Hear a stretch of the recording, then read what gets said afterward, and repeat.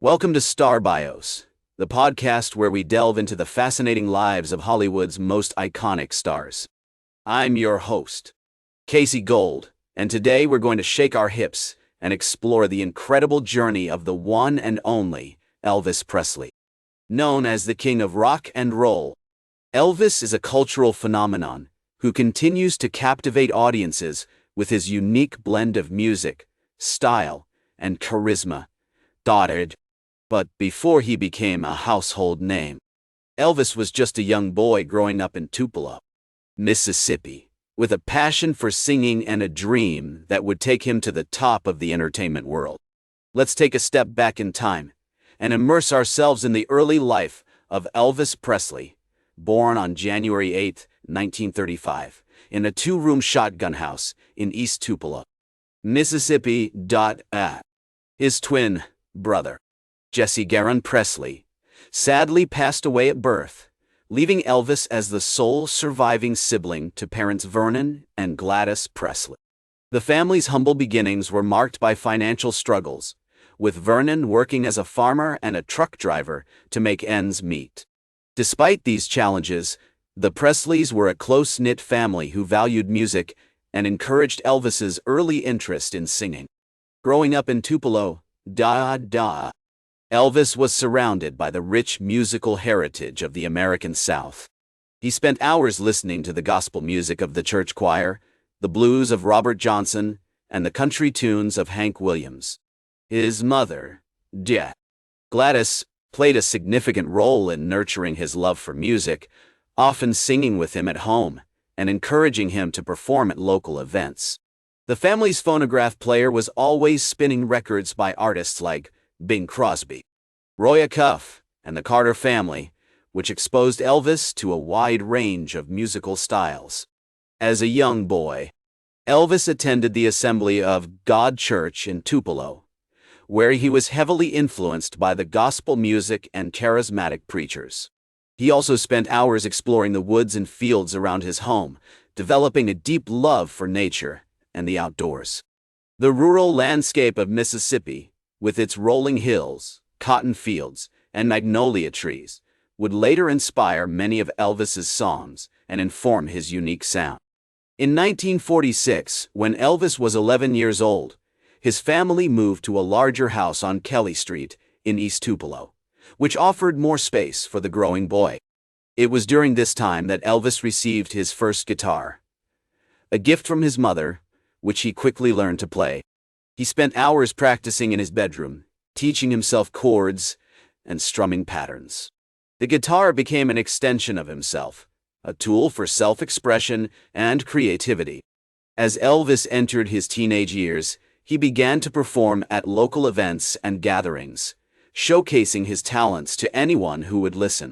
He sang at the Tupelo Annual Fair, the Mississippi-Alabama Fair, and even on local radio stations like Wello in Tupelo. His repertoire included a mix of country, blues, and gospel songs, which reflected the diverse musical influences of his upbringing. Elvis's unique voice and style were already beginning to take shape, blending the smooth tones of crooners like Bing Crosby with the raw energy of blues singers like Robert Johnson. In 1948, when Elvis was 13 years old, his family moved to Memphis, Tennessee, in search of better economic opportunities. This move would prove to be a pivotal moment in Elvis's life, exposing him to new musical influences and providing access to recording studios and music industry professionals. The city's vibrant music scene, which included legendary venues like Sun Studio and the Overton Park Shell, would become a catalyst for Elvis's future success. As we explore the early life of Elvis Presley, it's clear that his upbringing and influences played a significant role in shaping his future success. From his humble beginnings in Tupelo to his formative years in Memphis, Elvis was surrounded by people and experiences that would help him develop his unique sound and style. The seeds of his later achievements were sown in these early years as he absorbed the musical traditions of his community and began to forge his own artistic identity. It was 1954 when Elvis walked into Sun Studio in Memphis, hoping to record a demo tape that would launch his music career. The studio's owner, Sam Phillips, was impressed by Elvis's unique voice and style, and he decided to sign him to a recording contract. On July 5, 1954, Elvis recorded his first single, "That's All Right," which became a local hit in Memphis. This was just the beginning of an incredible journey that would take Elvis to the top of the music world.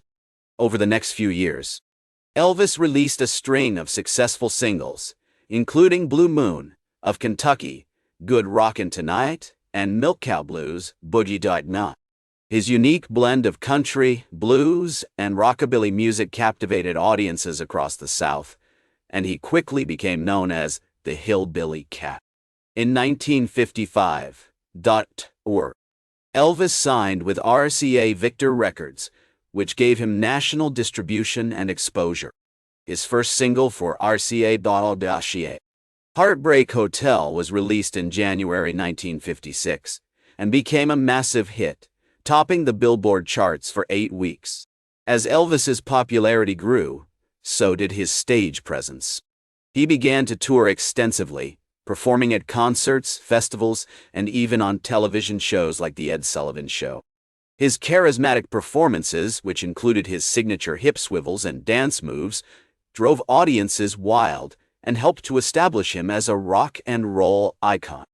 In 1956,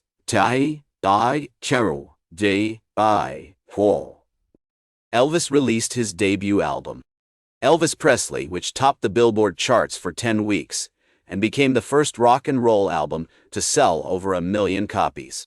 Elvis's music was not only popular with young people but also crossed over into other genres, such as country and rhythm and blues. He recorded songs like "Hound Dog" and "Don't Be Cruel," which showcased his ability to blend different styles and create something unique. In 1957, Elvis released the album "Loving You," which was the soundtrack to his first film of the same name. The album included hits like "Teddy Bear" and "Teddy Bear," and it helped to cement Elvis's status as a leading figure in popular music. As we explore this period in Elvis's life, it's clear that he was on a roll, releasing hit after hit and performing to sold-out crowds across the country. His music and style were influencing a whole new generation of young people who saw him as a symbol of rebellion and nonconformity. In 1958, Elvis was drafted into the U.S. Army, which would temporarily interrupt his music career. However, he continued to release music while serving in the Army, including the hit single "A Big Hunk of Love." In 1958, Elvis was drafted into the U.S. Army, which would temporarily interrupt his music career. He was stationed in Friedberg, Germany, where he served as a private and later as a sergeant. During his time in the Army, Elvis continued to release music, including the hit single "A Big Hunk of Love." However, he also faced challenges, such as being away from his family and friends, and adapting to the strict discipline of military life. Despite these challenges, Elvis's time in the Army had a profound impact on his life and career. He matured as a person, learned discipline and responsibility, and developed a new appreciation for his music and his fans. In 1960, Elvis was discharged from the Army and returned to the United States, where he was greeted as a hero. Elvis's return to music was marked by a renewed sense of purpose and creativity. He released a string of successful albums, including "Elvis Is Back" and "Something for Everybody," which showcased his ability to blend different styles and create something unique. He also began to experiment with new sounds and genres, such as gospel and blues, which would become a hallmark of his later career. In the early 1960s, Elvis's music became more sophisticated and nuanced, reflecting his growing maturity and artistic vision. He released hits like "Are You Lonesome Tonight?" and "Surrender," which topped the charts and cemented his status as a leading figure in popular music. He also began to focus on his film career, starring in movies like G.I. Blues and Blue Hawaii, which helped to establish him as a Hollywood star. As we explore this period in Elvis's life, it's clear that he was on a creative roll, releasing innovative music and pushing the boundaries of his art. He was also becoming more confident and self-assured, both on and off stage. In 1967, Elvis married Priscilla Presley, and the couple had a daughter, Lisa Marie. In 1968 toured a total. However, Elvis's personal life was not without its challenges. He struggled with weight gain and health problems, and his relationship with Priscilla began to deteriorate.